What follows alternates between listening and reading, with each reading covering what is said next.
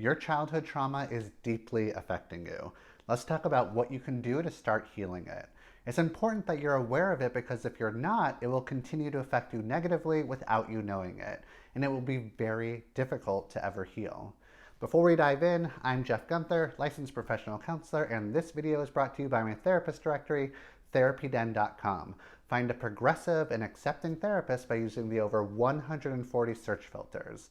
If you enjoy these videos, a free way to support my channel is to like and subscribe. Have you ever had the feeling of just tuning out? Of course you have. We've all tuned out. Tuning out is a common way to dissociate. Tuning out, especially when we were infants and toddlers, is what we did when we felt stress. When we were very little, if we were verbally abused, emotionally threatened or scared, or felt powerless, we would go into a stress state. And since we were helpless little babies, there was nothing we could really do about it. As an adult, if we feel stressed, we could walk away or ask the person who's upsetting us to stop doing the thing that's upsetting us, or we could ask someone else for help. As a baby or as a toddler, especially if we were nonverbal, we couldn't do any of those things. All we could really do was tune out and dissociate. Our little baby brains couldn't handle the stress, so it would just sort of turn off. All of a sudden, you wouldn't be plugged into reality anymore, and because of that, you'd feel a sense of relief. That's how you survive stressful moments. Actually, that was the only way to survive stressful moments back then. And what should have been a temporary way to cope with stress instead has become a long-term way to cope with stress, hence the tuning out. Your brain development is powerfully affected by the interaction with your environment and the adults who are taking care of you. In fact, the most important factor to your brain development is the interaction you have with your parents or caregivers. The ideal and best condition for your brain to develop when you're an infant is when your parent is emotionally available, is consistently available, is feeling emotionally grounded, so not stressed or depressed, and is responsive and attuned to your needs. If you're not being raised in the ideal environment, then anything that gets in the way of it will impact your brain development. Can we all acknowledge that probably none of us were raised in the ideal environment?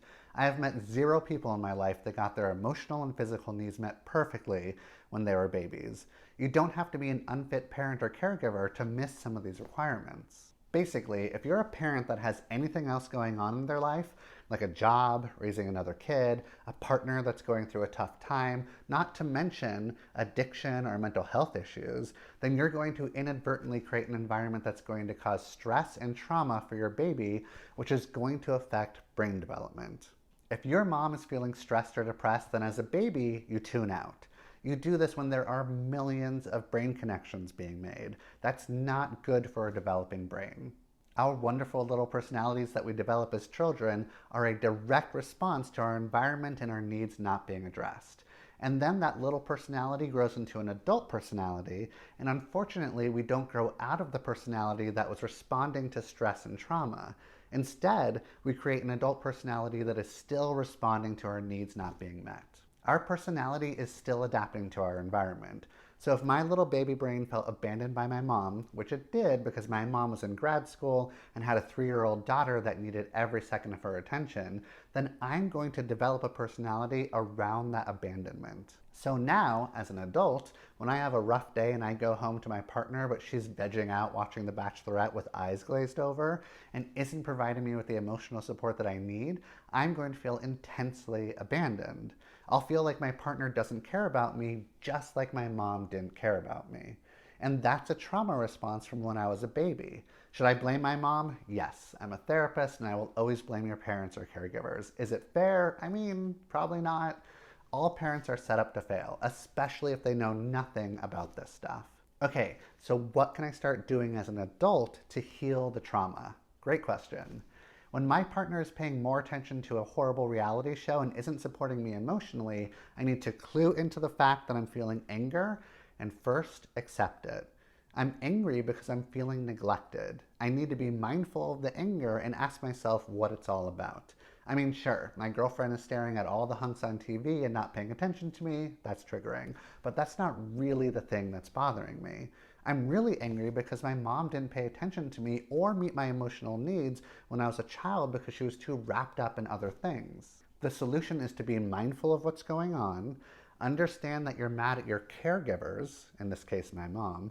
Focus back on the present moment and be more direct about getting your needs met. My girlfriend doesn't really care about the Bachelorette. She cares about me more. I need to experience that and let that in. But because it has personally taken me a while to actually do that, I instead responded to my childhood trauma of abandonment by becoming a therapist so that my clients would need me.